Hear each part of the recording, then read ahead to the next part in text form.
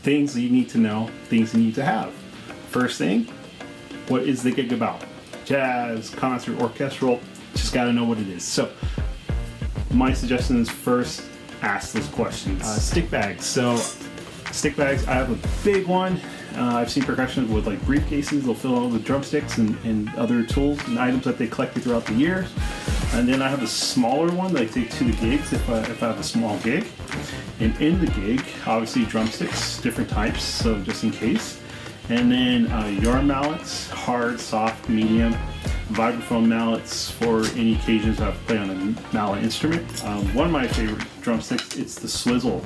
It's a mallet on one side and a drumstick on the other. Typically mallets, soft, staccato ones. So just have a nice variety just in case wherever you go. Hard, soft, like xylophone mallets. These are kind of rubber. This is a really cool mallet. It can go between the bells and the xylophone. And then a brass mallet, just in case I play bells. This is also good for anvil noises. So if you have a metal piece and they're like, I want some metal, use the brass mallet. Brushes are in here, but above all else, make sure you have a pencil. You cannot go anywhere without this pencil. Always have the pencil ready. I have a black towel. I travel with like 2 black towels.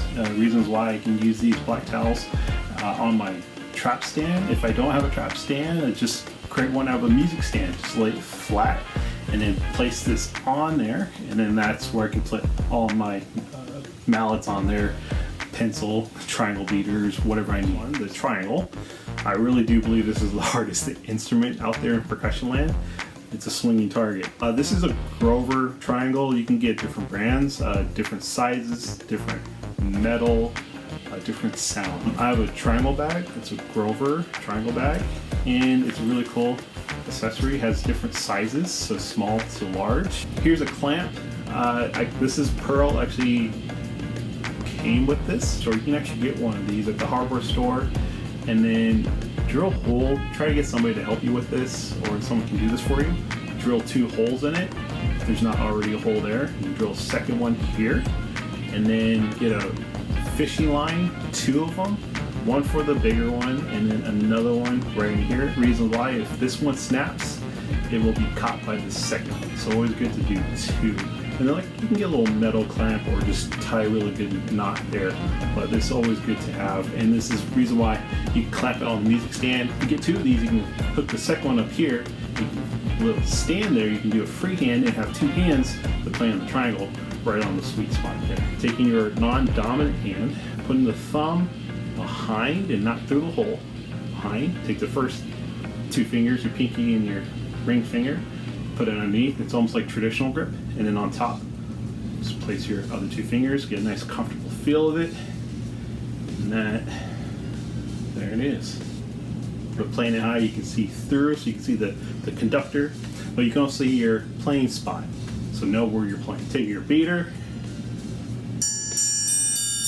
and I can actually choke if I grip onto here and just silence it. Playing spots, I like to play down here on the flat surface. Angles are important. Flat here, get a different sound. If it's up here, actually it's one single sound, so be careful. You actually might clash with the group if they're in a whole new key. You might play in the wrong one and all of a sudden their tuning goes out the window. I like to play at a nice little degree here, 45. Get a splash of color. It's a really good sound, so be careful where you're playing. Rolling, you place it in between here at an angle. Experiment with that sound, sometimes up here. Trying to do the whole triangle thing. You can do it, but like I said, just be consistent. This is the Black Swamp percussion tambourine. You can get different types of metals on it, and it all depends on what kind of sound you're going for. This one has a low head because it's not been warmed up. If you want a kind of a tighter head, you can actually put this under the sun, let it dry out a little bit, or put it next to a lamp, and it can kind of dry out all the little moisture in there and kind of tense the head up and get a higher sound. So we have the one-hand roll, and you can practice just doing like a circular motion. Some people do the back and forth. circular, but trying to get a steady sound.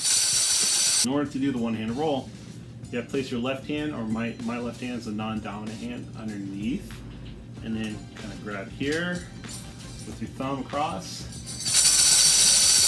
Now keep it the same grip underneath, thumb here. I like to point towards the middle between these two. I take my dominant hand, make a little duck face, and play across from where my thumb was, right between the two jingles. And that's my playing spot. I want to play at a nice little 45-degree angle to get a good sound. Resonance. Now, rolling on this one, this is fun, but here's a little trick to it. You can get like beeswax here, or surfboard wax. For surfboard, actually, it's a little cleaner because the beeswax leaves a little residue. If you get these residue, take your little credit card, you can kind of like scrape off, if you're gentle, you can scrape off all the gunk on it. But the beeswax works pretty well, and all you gotta do is just apply around the rim here. There's the thumb roll, taking your thumb, adding a little pressure, and going around that same edge. And then you can stop it with your palm. Right. I like to do the thumb underneath the first knuckle of my middle finger here, and applying pressure at an angle, going around the same edge. It's a nice sound, and I can stop with my palm. Okay, let's get to playing. So if you have like a fast passage, it gets a little tricky here, but let's do it like this. Grab a chair. Here I have a chair, and I'm just going to place my knee on top, and then if I have a passage that's pretty quiet, I'm going to lay the drum on my knee, and then play towards the rim with my fingers. If I have a really loud passage, grab underneath, flip the drum over, still focusing on my knee in the middle of the drum, and then fist on my other hand, kind of going at a little angle, and just leaving it there, and just using my other hand doing all the work.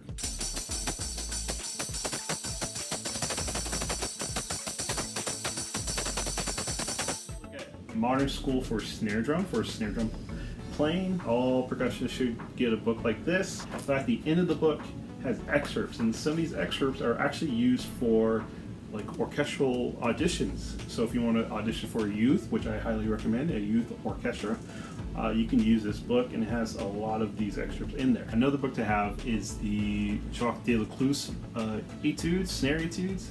You're now seeing some of these pieces used for auditions, especially in the higher level ones. So I highly recommend this book just to have. He actually has a timpani book as well, a timpani book that I also recommend as well. Mallet books, Modern School for Xylophone, Marimba, and Vibraphone by Morris Goldenberg. But at the end of it has excerpts that you can use for auditioning for youth orchestrals, or the professional. These are excerpts from their actual symphonies. So these are really good pieces to study out of. Drum method books, you can actually use them a variety of ways. Not only for snare drum, but tambourine, triangle, even on drum set and hand drums. Be creative. That's on you. Be creative. Percussive Art Society is a membership I'm part of. They send out really cool magazines. You can check it out at pas.org, and even on the website they have really good ideas just to be part of, methods, pieces out there to look at, and it's just basically like just a bunch of percussionists just nerding out. So be part of a really cool membership, pas.org. Check it out, Percussive Arts Society. So being a musician, being a percussionist, it's about socializing, being part of a community, going out there and networking. You might be shy like I am, but you gotta do it. Being active, do your work. People will see you doing hard work. They'll recognize it. But also, you gotta go out there and actually socialize, okay? So be part of this big world. Don't be ashamed of it. Just be you and have a great time.